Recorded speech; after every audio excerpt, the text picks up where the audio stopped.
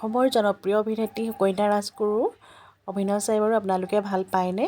তেওঁৰ অভিনয়বোৰ চাই কিন্তু বহুতেই ভাল লাগে দেই। তেওঁৰ এটা ভাল খবৰে এতিয়া সামাজিক মাধ্যমত তেওঁৰ অনুৰাগীৰ মাজত আশাৰ বতৰা কঢ়িয়াই আনিছে। হেল্ল' এভৰিৱান, কি খবৰ? আশা কৰোঁ সকলো ভালেই আছে চাগে। আজি পুনৰবাৰ আপোনালোকৰ মাজলৈ কইনা ৰাজগুৰুৰ এটা খবৰ লৈ আহিছোঁ। আশা কৰোঁ ভিডিঅ'টো সকলোৱে শেষলৈকে চাব আৰু কেনেকুৱা পালে জনাবলৈ নাপাহৰিব। আৰু যিসকলে চেনেলটোলৈ পোনপ্ৰথমবাৰৰ বাবে আহিছে তেওঁলোকে প্লিজ চেনেলটো এবাৰ ছাবস্ক্ৰাইব কৰি ল'ব। আপোনালোকক সুকন্যা ৰাজগুৰুৰ এটা ভাল খবৰ দিবলৈ আহিছোঁ। এই ভাল খবৰটো হৈছে সুকন্যা ৰাজগুৰুৰ